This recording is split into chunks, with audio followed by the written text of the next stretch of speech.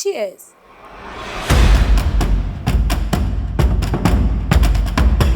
അടിപൊളി.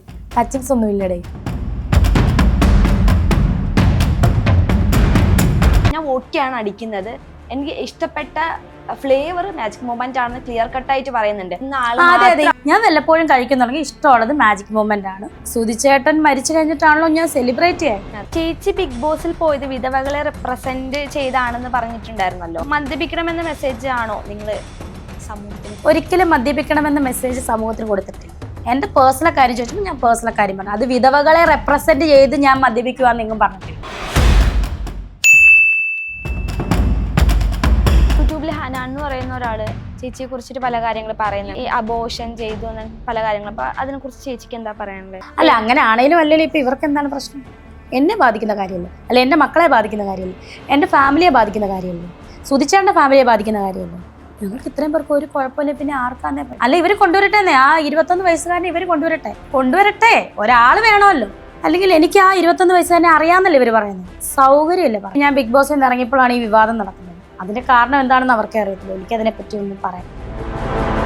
ക്രിസ്മസിന് രേണുസുതി കഴിക്കുമെന്ന് ചോദിച്ചപ്പോൾ ഞാൻ വല്ലപ്പോഴും കഴിക്കും, ക്രിസ്മസിനൊക്കെ കഴിക്കും. അത് ഓപ്പൺ ആയിട്ട് പറഞ്ഞു. പിന്നെ എനിക്ക് ഇഷ്ടമുള്ളത് മാജിക് മൊമെന്റ് ആണെന്ന് ഞാൻ പറഞ്ഞു. അതെന്താണ് അത് അങ്ങനെ പറഞ്ഞെന്ന് പറഞ്ഞു ഒരാൾ തികഞ്ഞ മദ്യപാനിയാകും? എനിക്കറിയില്ല.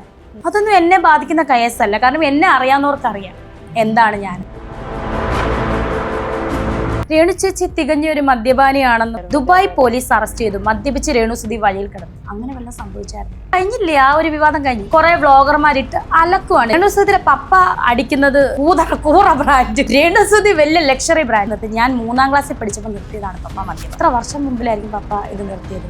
ഇപ്പൊ ഇവനൊക്കെ ഈ പറഞ്ഞാൽ എന്തെങ്കിലും അർത്ഥമാണ്? അവരുടെ ഉദ്ദേശം റീച്ചാണ്. ഈ ബിഷപ്പായിട്ടുള്ള പ്രശ്നങ്ങളൊക്കെ സോൾവ് ആയി? രേണുസുതിയുടെ ഒക്കെ വീട്ടിൽ ആൾക്കാർ വരുന്നതുകൊണ്ട് എനിക്ക് പ്രാർത്ഥിക്കാൻ പോലും പറ്റുന്നില്ല എന്നൊക്കെ പറഞ്ഞു ബിഷപ്പിന് ശല്യമാണ്. ഞാൻ ഷഫീന ബീവി എന്ന് പറയുന്ന പുള്ളിക്കാരി ഇങ്ങനെ ഒരു ഇതിട്ടല്ലോ. എന്താ അതിന്റെ അർത്ഥം? ബിഷപ്പിന് ഞങ്ങൾ ഇവിടെ നിൽക്കുന്നതിന് എന്തെങ്കിലും പ്രശ്നമുണ്ട്?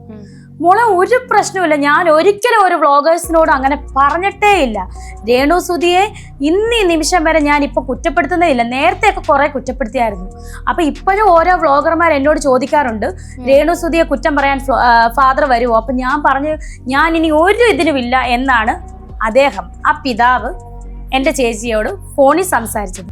ഈ ചില ആളുകൾ കാണിക്കുന്ന ചെറ്റത്തരവും തന്നെ പറയാം. പേഴ്സണൽ വോയിസ് എടുത്തിട്ട് യൂട്യൂബിൽ ഇടുക, പബ്ലിക് ആക്കുക.